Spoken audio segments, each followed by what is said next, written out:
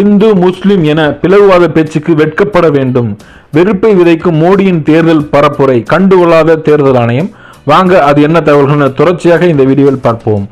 18வது நாடாளுமன்ற தேர்தல் கடந்த 19ஆம் தேதி தொடங்கி ஜூன் 1ஆம் தேதி வரை நடைபெறுகிறது. தமிழ்நாடு மற்றும் புதுவை உள்ளிட்ட 21 மாநிலங்களிலும் யூனியன் பிரதேசங்களிலும் கடந்த 19ஆம் தேதி அமைதியான முறையில் தேர்தல் நடந்து முடிந்தது. இதையடுத்து இரண்டாவது கட்ட தேர்தல் மொத்தம் 89 தொகுதிகளில் ஏப்ரல் 26ஆம் தேதி வாக்குப்பதிவு நடைபெற உள்ளது. கடந்த 10 ஆண்டுகால பாஜக ஆட்சிக்கு எதிராக காங்கிரஸ், திமுக, கம்யூனிஸ்டுகள் உள்ளிட்ட 26 கட்சிகள் இணைந்து இந்தியா கூட்டணி சார்பில் களம் காண்கின்றனர்.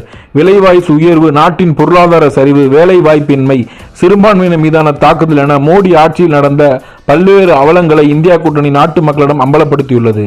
பாஜக ஆட்சியின் மீது மக்களுக்கு ஏற்பட்டுள்ள நம்பிக்கையின்மையை ஈடு செய்ய மோடி இந்தியா கூட்டணி கட்சிகள் மீது அவதூறை பரப்பி வருகிறார். முன்னதாக தமிழ்நாட்டுக்கு தேர்தல் பரப்புரை மேற்கொண்ட மோடி திமுக அரசு மீது பல்வேறு அவதூறு குற்றச்சாட்டுகளை கூறினார். குறிப்பாக தமிழ்நாட்டிற்கு நிதி கொடுத்ததாகவும் அதனை திமுக அரசு முறையாக கையாளவில்லை என்றும், மதுரை எய்ம்ஸ், சென்னை மெட்ரோ 2ஆம் கட்ட பணி என மோடி எந்தவித பணிக்கு நிதி ஒதுக்கவில்லை என தேர்தல் பரப்புரை கூட்டத்தில் முதலமைச்சர் ஸ்டாலின் அவர்கள் பதிலடி கொடுத்திருந்தார். தொடர்ந்து தோல்வி பயத்தில் இருக்கும் மோடி எதிர்க்கட்சி மீது அவதூறை பரப்பியதை தொடர்பான பிரிவினை மூலம் ஆட்சியை பிடிக்கலாம் என்று வெறுப்பு பேச்சை விதைக்க தொடங்கியிருக்கிறார் மோடி.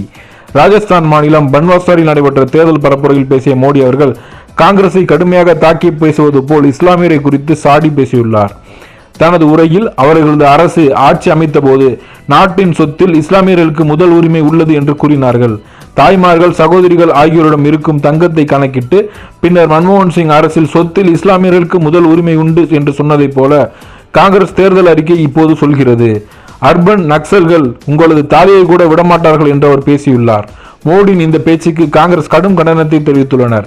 இது குறித்து காங்கிரஸ் கட்சியின் மூத்த தலைவர் பர்வன் கோரா வெளியிட்ட வீடியோவில், எங்கள் தேர்தல் அறிக்கையில் இந்து முஸ்லிம் என்று எங்கேயாவது இருக்கிறதா? இருந்தால் அதனை காட்டுங்கள் என்று நான் சவால் விடுகிறேன் என்றார். நாட்டின் பிரதமர் மீண்டும் மீண்டும் பொய்யையே பேசி வருகிறார். இந்து முஸ்லிம் பெயரில் பொய் சொல்லி நாட்டை பிளவுபடுத்துகிறார். எங்களது தேர்தல் அறிக்கையில் நீதி குறித்து தான் பேசியிருக்கிறோம். நாங்கள் இளைஞர்கள், பெண்களுக்கும், பழங்குடியினருக்கும், தொழிலாளர்களுக்கும் நீதியை வழங்குவது பற்றி பேசியுள்ளோம்.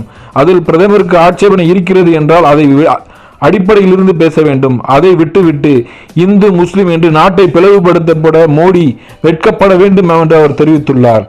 இந்து முஸ்லிம் என்று மோடி அவர்கள் பேசிய பேச்சுக்கு பல்வேறு தரப்பினர் கடும் கண்டனங்களை தெரிவித்து வருகின்றனர். மேலும் இதுபோன்ற தகவல்களுக்கு குண்டூசி சேனலை சப்ஸ்கிரைப் செய்து கொள்ளவும்.